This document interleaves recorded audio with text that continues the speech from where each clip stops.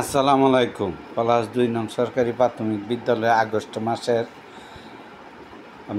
মাসের রেজাল্ট দিছে। তো আগস্ট মাসের রেজাল্ট যে দিছে, তো রেজাল্টের মধ্যে স্যারেরা কীভাবে এটার বক্তব্য দিচ্ছে, বাবা কীভাবে তাদেরকে লেখাপড়া করতে হবে, কীভাবে তাদেরকে বাপ মায়ের সময় দিব, ছেলেমেয়ের প্রতি সময় দিব, গাইড করব।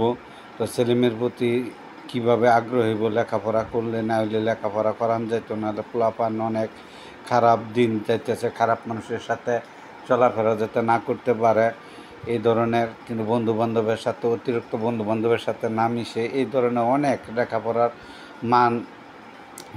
মান ভালো করার জন্য। আর লেখাপড়া যদি ফেল করে তাহলে কিন্তু গার্জিয়ানে এই আইসা সুপারিশ করতে পারতো না বা করতে পারতো না, এই ধরনের কথাবার্তা করতেছে যে এক বিষয় ফেল করলে আর তোলা হইতো না।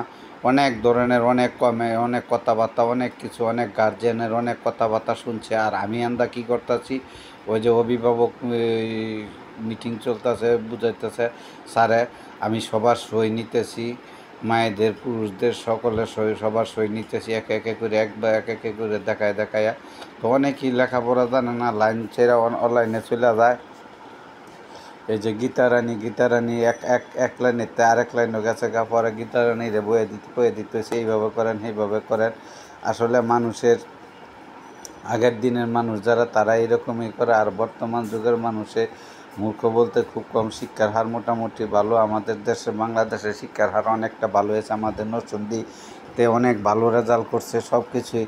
তো আমরা আগামী দিনে আমরাও প্রাইমারি স্কুলে ভালো প্রস্তুতি নিতেছি। যে অভিভাবকরাদেরকে বলার পরে তারা বলছে ঠিক আছে, আমরা সন্তানদেরকে অনেকটা টেক কেয়ার করবো, অনেকটা করবো, তারা যেন ভালোভাবে লেখাপড়া করতে পারে। আসলে আগের দিনের মানুষ যেইটা মূল্য সেইটা পিন্ধে এসে পড়ছে। এখন তাদেরকে পোশাক, নিত্য নতুন কাপড়, তারপরে খাতা কলম আধ্যাত্মিক অনেক কিছু দিতে হয়। দেওয়ার পরে তাদেরকে অনেক কিছু দেওয়ার পর সঞ্জয় স্যারের রেজাল্ট দিতেছে, তারা পাস করছে, এই খুশিতে আমাদেরকে দেখাইতেছে। তো দেখানোর পরে আমরা অনেক কিছু করছি। তাদের রেজাল্টটা কীরকম হয়েছে ওইটা দেখাইতেছে। দেখানোর পরে তাদের রেজাল্ট পেয়ে তারা মোটামুটি খুশি। তাদের রেজাল্ট খুব ভালো হয়েছে। তো সবাই আমার ভিডিওটা দেখবেন, ভালো থাকবেন।